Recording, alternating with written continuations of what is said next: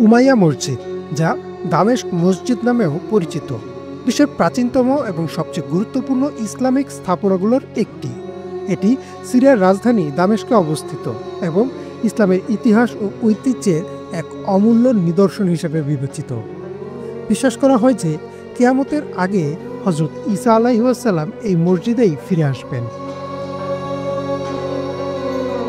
Umayya মসজিদের স্থাপত্যশৈলী অত্যন্ত মনোমুগ্ধকর। উমাইয়া খিলাফা আল ওয়ালিদ ইবনে আব্দুল মালিক ৭০৬ থেকে ৭১৫ খ্রিস্টাব্দের মধ্যে এটি নির্মাণ করেন।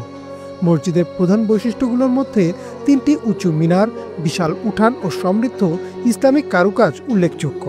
বিশেষত দক্ষিণ পূর্ব কোণের সাদা মিনারটি অত্যন্ত তাৎপর্যপূর্ণ, কারণ বহু ইসলামিক বর্ণনায় উল্লেখ রয়েছে নবী হযরত ঈসা আলাইহিস সালাম এই মিনারের সামনেই দুনিয়ায় প্রত্যাবর্তন করবেন। এই মিনারটি পরিচিত মিনারাত আল আইসা বা ঈসার মিনার নামে। উমাইয়া মসজিদের ভেতরের স্থাপত্য অপূর্ব। এর দেয়াল ও ছাদে রয়েছে মোজাইক ও ক্যালিগ্রাফির অপূর্ব সংমিশ্রণ, যা ইসলামের সোনালী যুগের স্থাপত্যের অনন্য উদাহরণ। মসজিদের ভেতরে নবী ইয়াহিয়া আলাইহিস সালামের কবরও রয়েছে, যা মুসলমান ও খ্রিস্টান উভয়ের জন্যই পবিত্র স্থান হিসেবে গণ্য হয়।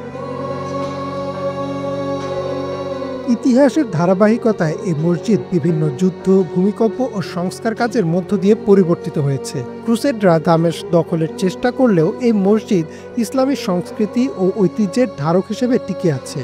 সময়ের পরিক্রমায় এটি মুসলিম জগতের আধ্যাত্মিক, ধর্মীয় ও ঐতিহাসিকভাবে এক বিশাল মর্যাদার স্থান দখল করে আছে।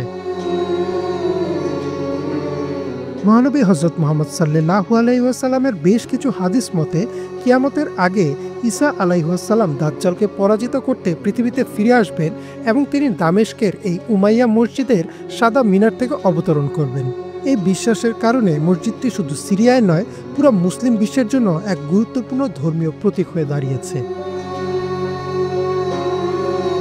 উমাইয়া মসজিদ শুধুমাত্র এক ঐতিহাসিক নিদর্শন নয়, এটি ইসলামের অতীত, বর্তমান ও ভবিষ্যতের এক চিত্র। এর প্রতিটি ইট, প্রতিটি খোদাই আর প্রতিটি স্তম্ভ ইসলামের সোনালী দিনের সাক্ষী হয়ে দাঁড়িয়ে আছে। এই মসজিদ শুধু এক প্রার্থনার স্থান নয়, এটি ইসলামের গৌরবময় ঐতিহ্যের এক জীবন্ত প্রতিফলন। ইমরান মাহমুদ, বাংলা ভিশন।